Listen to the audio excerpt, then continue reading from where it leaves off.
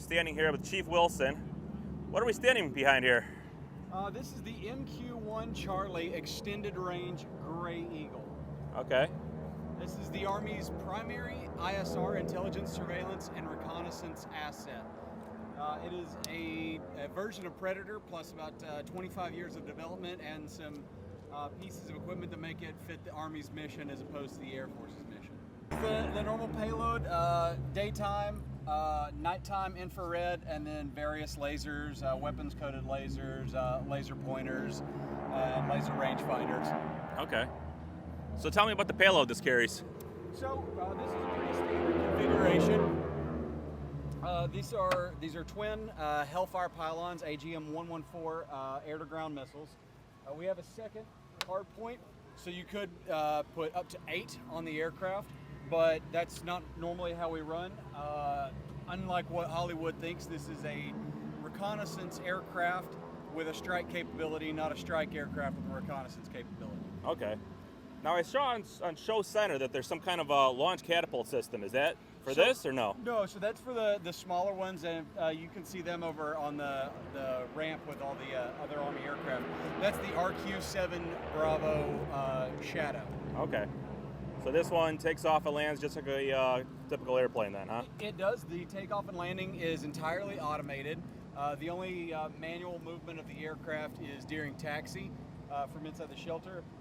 So the operator will take it out, get it on the runway, set it up into its takeoff profile, and push the button, and the aircraft will take itself off, and then they'll take back over manual control and set altitude, airspeed, destination, things like that. Same thing on landing. We'll put it into the traffic pattern, and then set it in the correct profile, and the aircraft will bring itself in, set up on glide path, and fly in and land itself. Okay, so we have some protruding features here. What does this right here do? This is our lower line of sight antenna. We have an omnidirectional down here and then a directional antenna in here. That's for our line of sight link over here that we use for pre-flight, taxi, and landing. Okay. Takeoff and landing. And then how about in this bulging area here? Inside of here, if you were to open this up, there is a satellite receiver in there that we use to switch over to beyond the horizon capabilities, so we can fly this aircraft from anywhere in the world as long as there is a satellite with a correct footprint that we can connect to this aircraft.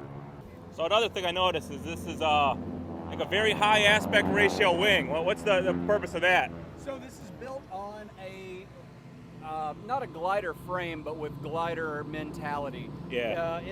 In the ISR game, endurance is everything. Okay. The longer you can stay in the sky, the more you can do. Yeah, so that way if you have an engine failure, you're able to glide home, Sure. much farther. Okay. That fuel efficiency mean everything. Yeah.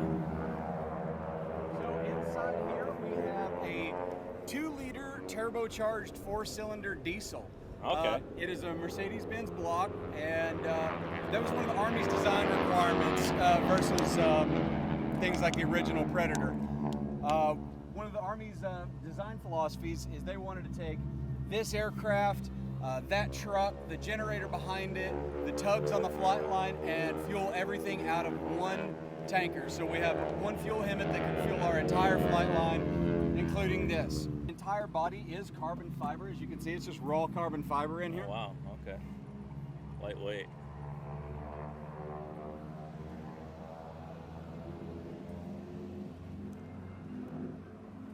And then what do you call this right here? Because this is not like a typical airplane. No, so this is designed with rudder vaders in the back. Okay. Some people call them diagonal tubes, but they do both moments of the rear movement of the aircraft, both horizontal and vertical stabilizers in one. Okay. So is that your rudder up there then? No, that's just an aerial mast. We have the older version has a single rudder that sits down the center line of the plane, but on the extended range version, they took that out, extended these down, and through coordinated servo movements, they do both elevator and rudder. Okay, very cool. All right. Here's your exhaust from that diesel engine, and that's it. Okay, can we go into the control ship then, Absolutely. or control center? Absolutely. Ground control station. So we're in front of an Oshkosh chassis, which has the drone command center mounted on it. This is our Universal Ground Control Station, or UGCS.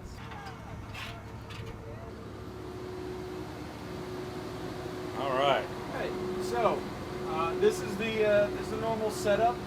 Inside here you have 3 control stations, 2 on this side, 1 in the back. They're all interchangeable. A very standard setup would be to have the aircraft operator on this side and then the payload or sensor operator on this side. But again, anything's totally interchangeable. You can set them up any way you like. All the controls are totally interchangeable. Every station has the same camera controls.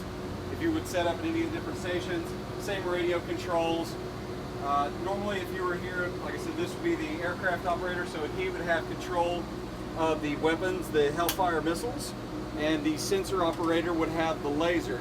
So when they would be on a target, once they had clearance to fire, this person would arm and fire his laser designator at the ground. That laser designator pulses a specific code, which this guy would set his missile to track. Once he releases the weapon from this station, that missile will go directly to that spot and hit whatever the sensor operator is aiming at. Okay. Now, if it's a fast-moving target, do they have the ability to guide it?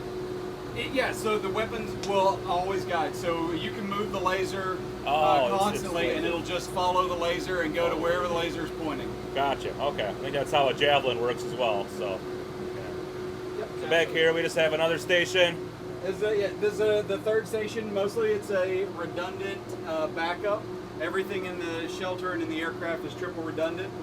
We do have the ability at certain times, if the workload up there is getting too much and task saturation is happening, you can put a third operator back here to run, let's say, the radar system on board the aircraft, just to relieve that workload from the front seats. What's your job then as a chief? So, I am a 150 uniform. I am a unmanned aviation operations technician. So what I do, I could really go into a lot of jobs as long as it's in the unmanned aviation field. Right now, I am an operations guy, so I run our overseas missions where we fly these aircraft in various places around the world from Fort Stewart, Georgia. So I have purview over that entire operations center. Okay. Now, how long has this drone been in operation for? So this is the newest version, the extended range specifically. This particular aircraft is 2 years old. So the ER has only been in the field for about 2 to 3 years at this point. Gotcha. Okay. And one thing I forgot to ask, is this the same type of drone that was recently downed in Ukraine or over the No, ocean? the one that went down the Black Sea was a MQ-9 Reaper. That was the Air Force. Okay. Gotcha. Okay. All right. Well, thank you for your time. Thank you you for so showing much me around, and thank you for your service. 100%. Thank you, sir. Yep.